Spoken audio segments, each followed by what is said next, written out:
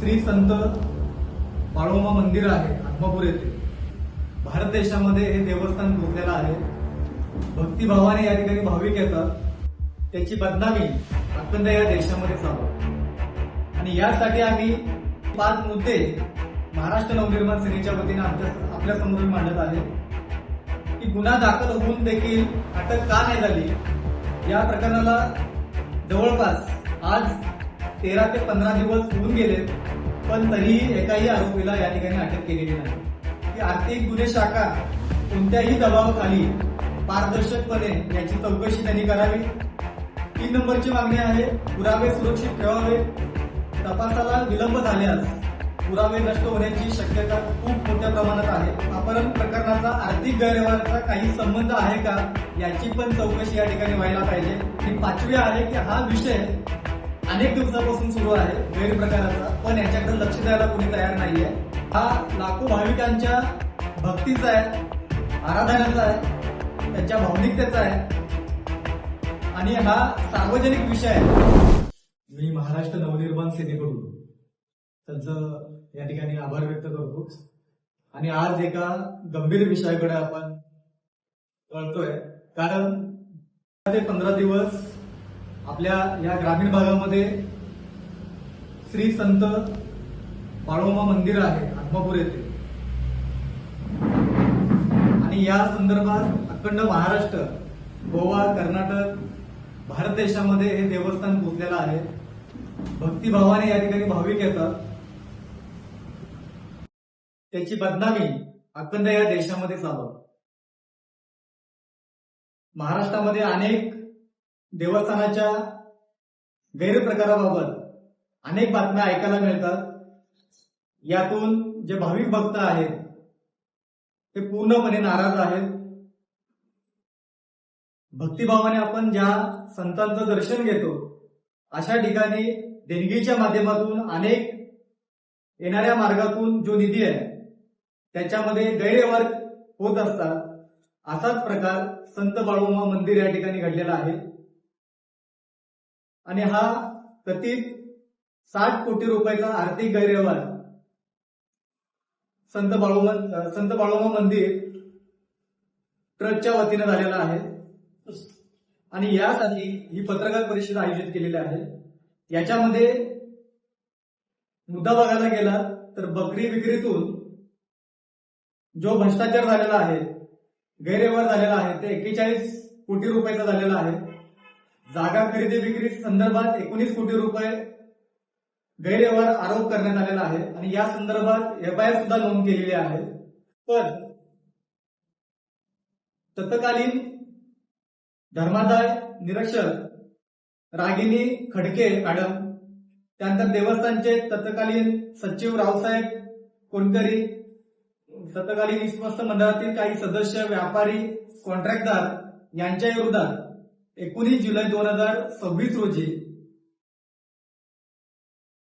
गुन्हा नोंद झाला.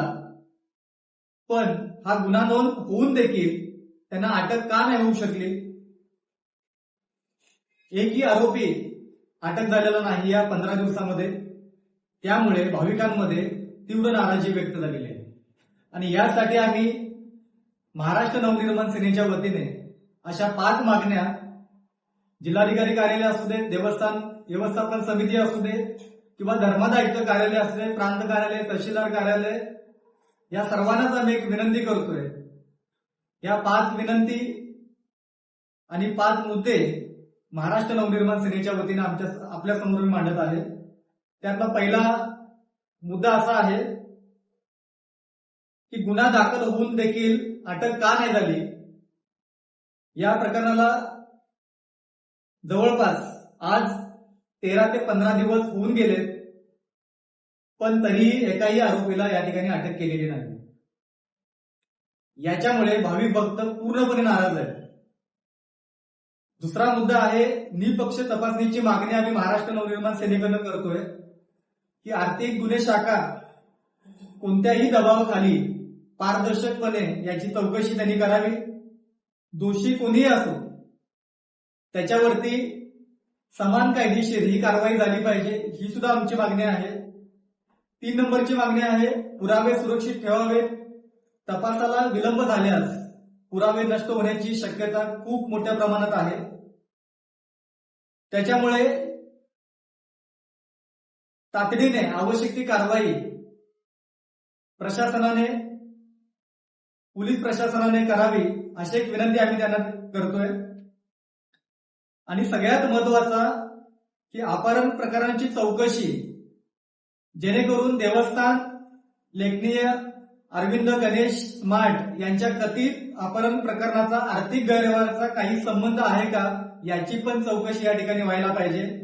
कारण कार्याध्यक्ष लक्ष्मण ओडगे विश्वस्त यांच्या विरोधात 27 ऑक्टोबर रोजी बुदरगड तालुक्यामध्ये पोलीस ठाण्यामध्ये गुन्हा दाखल झाला होता. पण याचीही चौकशी किंवा ह्या संबंधाशी त्यांचा काही संबंध आहे का याचीही पण प्रामाणिकपणे चौकशी करणं सुद्धा गरजेचं आहे.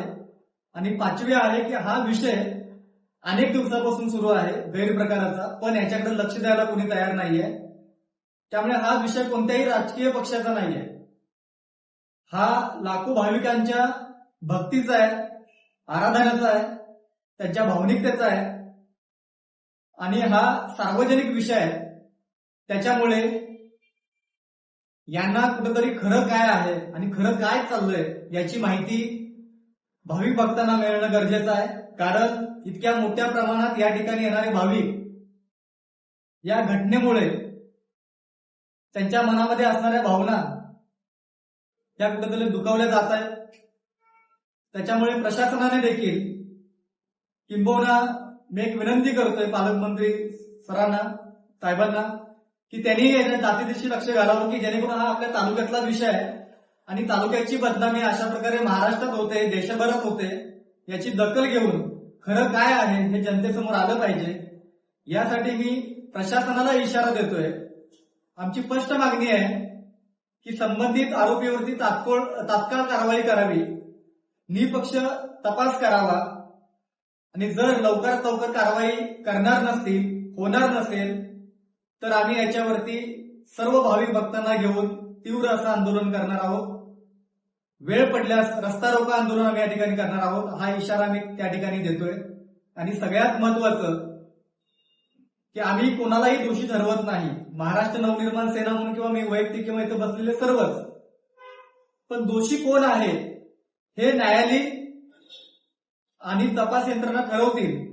मात्र कायद्याच्या अंमलबजावणी करणं हे समान असली पाहिजे किंवा कायदेशीर असली पाहिजे.